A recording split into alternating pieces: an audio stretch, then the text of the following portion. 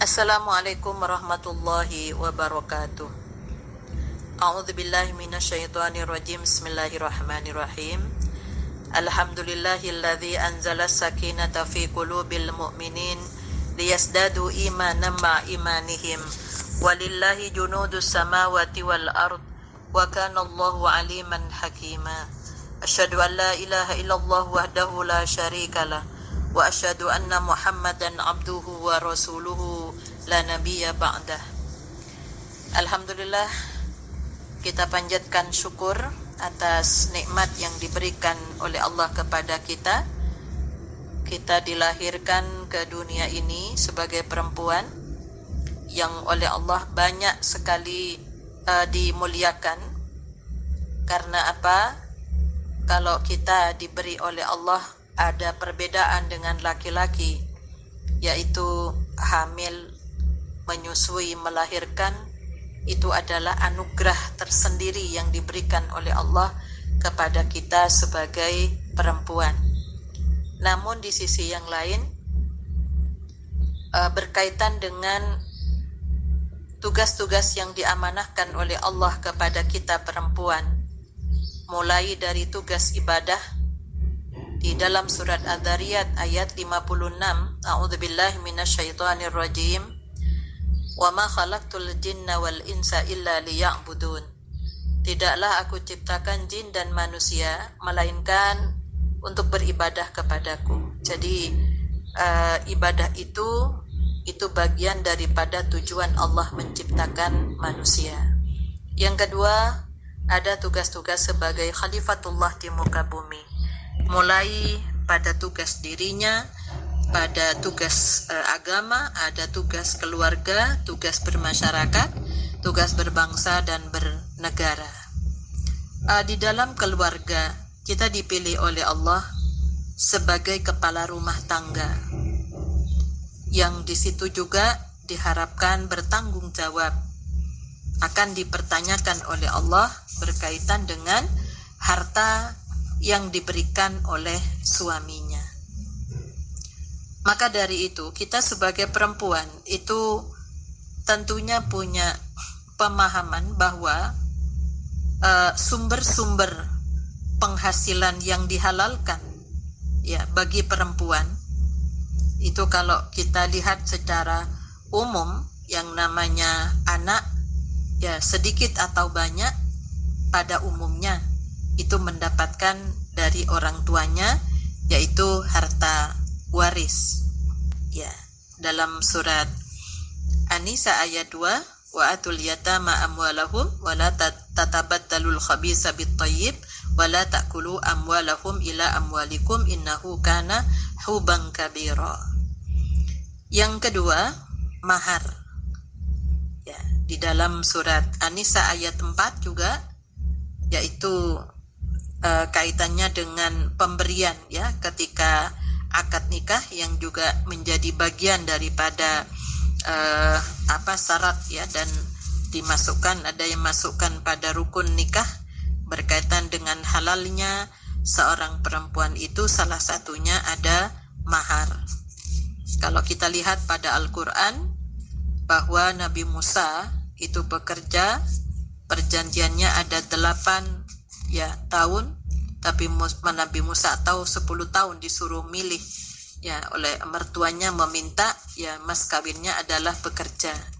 Nah, itulah bahwa mahar itu berupa harta ya, jadi bukan berupa yang lain ya, dalam artian kalau Nabi Musa itu upah yang dia bekerja kepada mertuanya, itulah yang dijadikan Al-Quran yang dibacakan, bukan hanya dibacakan ya, tapi mengajarkan istrinya itu ya. Jadi ada istilahnya ujroh ya.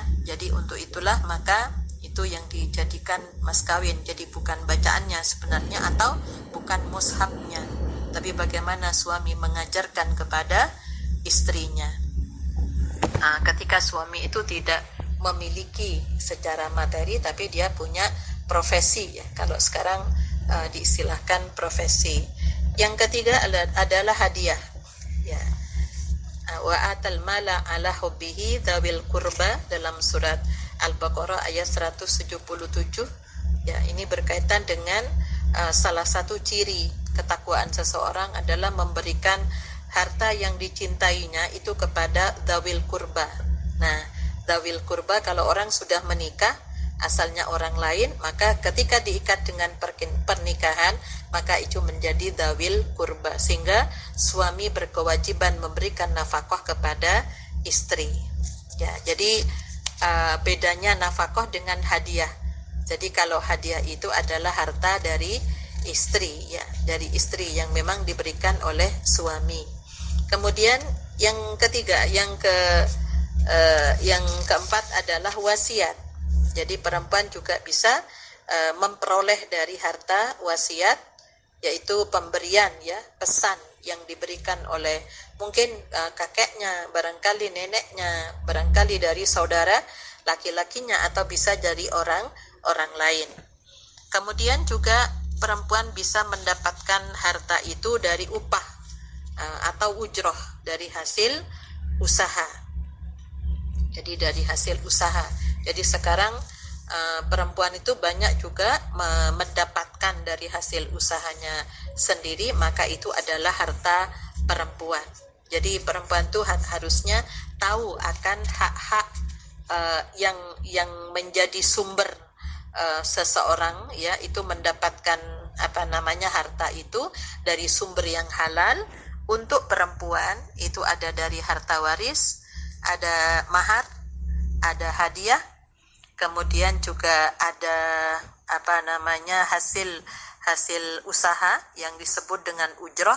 Nah, ketika terjadi perceraian itu juga bisa mendapatkan dari mut'ah ya, mut'ah, hadiah yang diberikan oleh suami ketika menceraikan istrinya ya, itu disebut dengan mut'ah. Tapi kalau hadiah, misalnya hadiah ulang tahun dan sebagainya, itu adalah harta istri. Kemudian yang tidak kalah pentingnya juga, maka perempuan di sini juga harus tahu kemana mereka mendistribusikan, bagaimana cara-cara mendistribusikan harta itu kepada siapa, sasarannya yang benar itu yang bagaimana. Maka di sini sebagai perempuan kita harus tahu ya, ibu-ibu harus tahu bahwa di dalam Al-Quran selalu menggunakan lebih banyak pada kata infak ya. Jadi wa mimma razaqnahum yunfikun di awal surat Al-Baqarah ya, yas'alunaka madza yunfikun qul ma anfaqtum min khairin falil walidaini wal aqrabin. Jadi infak itu sebenarnya dari kata anfaqah, artinya membelanjakan. Jadi aktivitas mendistribusikan harta kemana-kemana saja itu disebut infak. Nah, untuk itulah maka kita sebagai perempuan, karena ini sangat penting, dana itu sumbernya dari mana, dibelanjakan untuk apa, yang kewajiban yang mana, itu perempuan harus tahu sebagai kepala rumah tangga. Jadi jangan sampai keluarga kita itu makan dari harta-harta yang memang bukan hak kita. Nah, untuk itulah maka infak itu dibagi dua. Yang pertama wajib.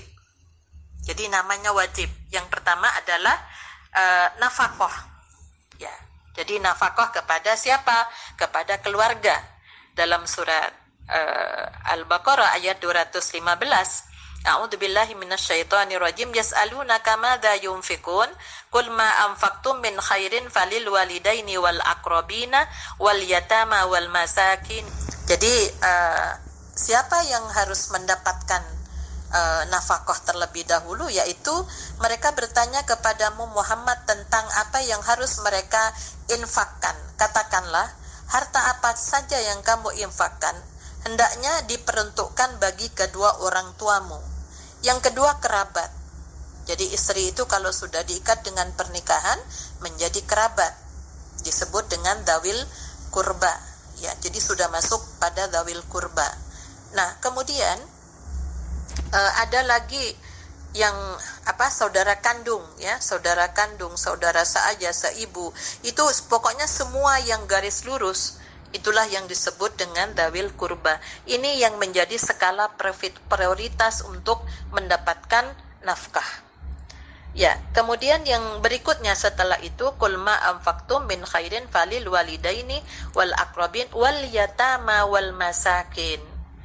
Yatim yang masih ada hubungan kerabat, ya keponakannya, anaknya, kakaknya misalnya, wal masakin, dan dari keluarga yang miskin, yang tidak berkecukupan gitu ya, wa banis sabil, dan ada anak yang berjuang di jalan Allah. Jadi bukan anak jalanan, tapi misalnya dia lagi kuliah seperti masa sekarang, kemudian orang tuanya tidak sanggup untuk membiayai bagaimana hidupnya di Malang misalnya, nggak sanggup, maka disinilah keluarga terdekat, siapa yang paling dekat di situ, yang itu termasuk kewajiban-kewajiban yang harus diprioritaskan sebelum melakukan kepada orang lain. Nah, berkaitan dengan nafkah ini, ya, ini kalau yang sehari-hari, kalau anak-anak kita yang laki-laki sudah akan menikah, itu tentunya dibekali juga bahwa kalau kamu sudah siap menikah, berarti siap memberikan belanja kepada istrinya. Ya, jadi dalam artian begini. Nah, untuk itulah anak perempuan juga demikian. Kalau suamimu, ya, misalnya diberi oleh Allah uzur, tidak bisa mendapatkan harta, ya karena sakit, atau karena seperti Ibnu Mas'ud, Kiai Muhtar di Masaki Ahmad Dahlan, karena sibuk dengan mengajarkan Al-Quran, maka istrinya yang punya peluang. Ya, jadi si suami itu tidak bisanya karena ada uzur yang menghalangi. Namun ketika suami itu punya, maka dia tidak berhak untuk tidak memberikan hartanya itu kepada istrinya. Jadi kenapa? Karena itu adalah kewajiban. Nah, ini yang saya pesankan juga, ya, yang sering kita temukan kepada ini ibu-ibu Aisyah harus menjadi contoh bagi yang lain, bahwa ketika terjadi proses perceraian, ya, proses perceraian karena Aisyah Kota Malang punya klinik keluarga Sakinah, punya LKBH, itu para suami itu sudah tidak memberikan nafkah pada istrinya. Padahal, ya, sampai habis masa iddah itu kewajiban suami. Ya, di dalam surat At-Tolak, askinuhunna min haitsu sakantum, ayat 6, mewujutikum wala tudaruhunna litudayyiqu alaihinna.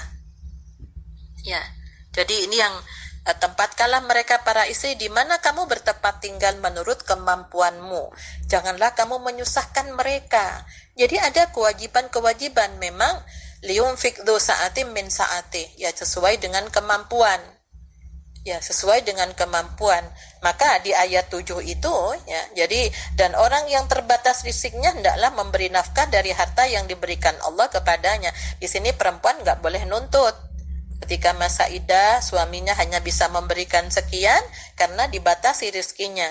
Jadi Allah tidak akan membebani seseorang melainkan sesuai dengan apa yang diberikan Allah kepadanya. Allah tidak akan memberikan kelapangan setelah kesempitan. Jadi Allah itu akan memberikan kelapangan setelah kesempitan. Jadi ketika memiliki harta, maka itu jangan karena marah kemudian tidak memberikan nafkah kepada istrinya. Ingat, nanti di akhirat akan ada hutang yang harus dia pertanggungjawabkan di hadapan Allah.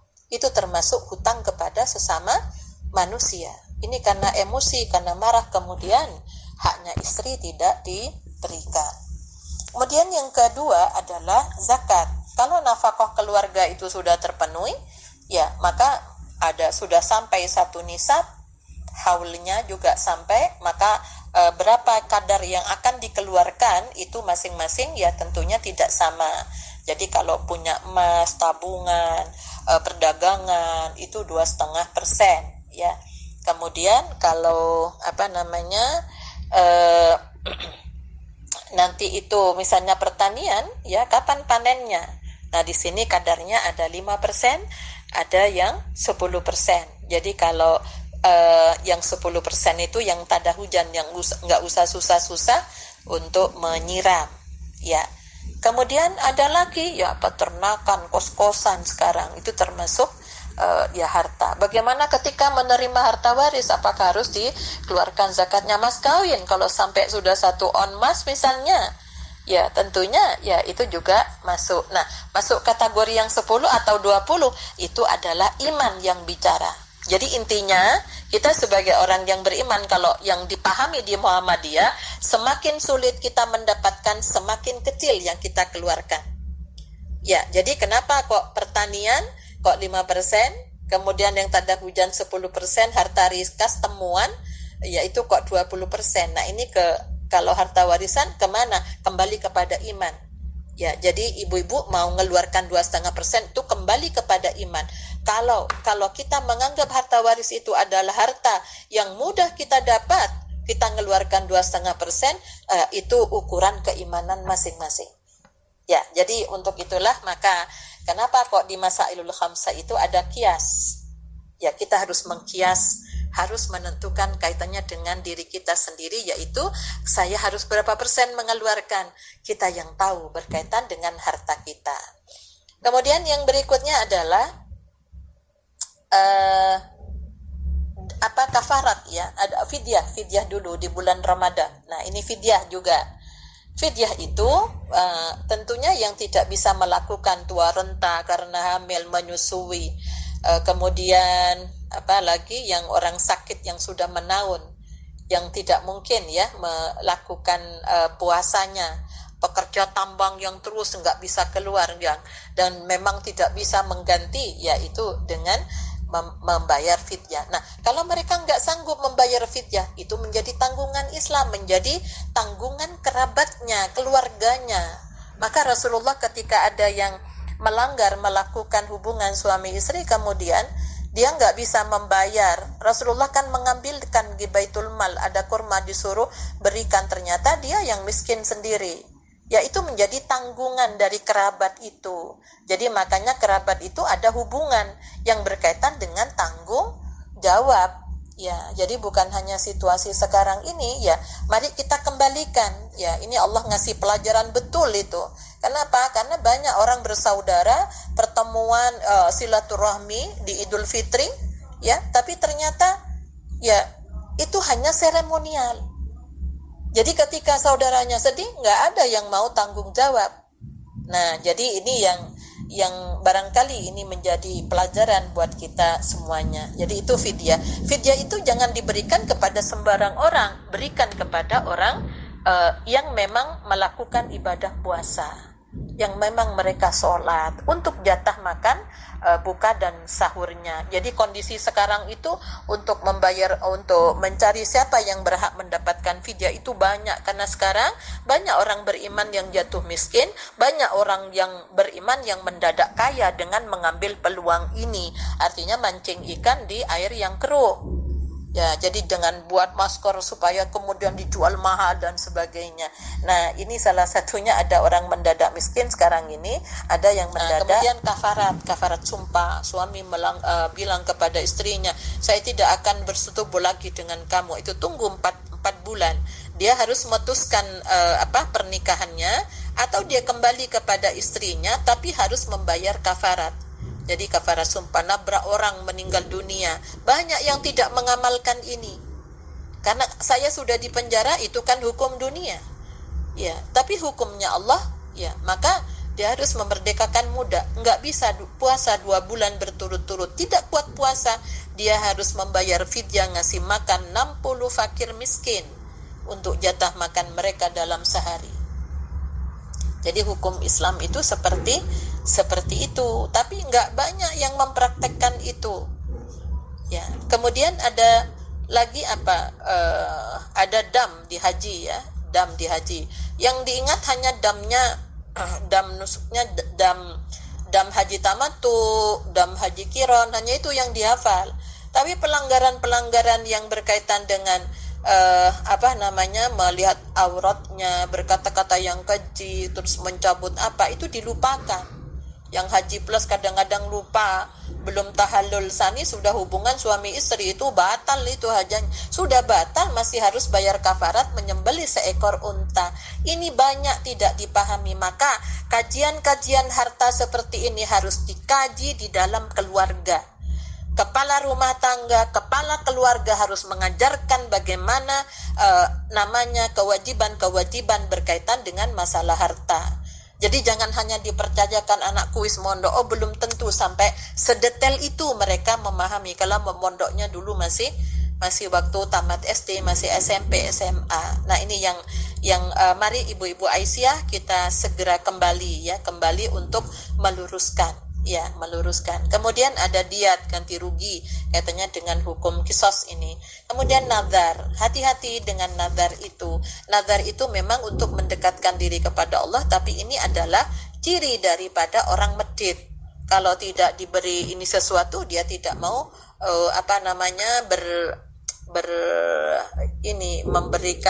bersedekah, memberikan hartanya. Jadi nazar itu termasuk utang, termasuk nazar puasa, kalau tidak dibayar maka harus membayar kafaratnya. Jadi harus diganti puasanya itu kalau puasa. Jadi harus diganti, kalau mati ya harus diganti oleh keluarganya. Ini yang wajib. Kemudian infak yang sunnah kemana di pendistribusiannya? Yang sunnah itu apa saja? Sedekah. Jadi kalau nggak punya harta yang banyak, oh saya nggak bisa zakat, saya nggak masuk, saya tidak masuk kategori itu karena saya tidak memiliki ya pas-pasan. Maka apa? Jangan sampai tidak mengeluarkan. Makanya ada sedekah itu. Ya, ada wakaf.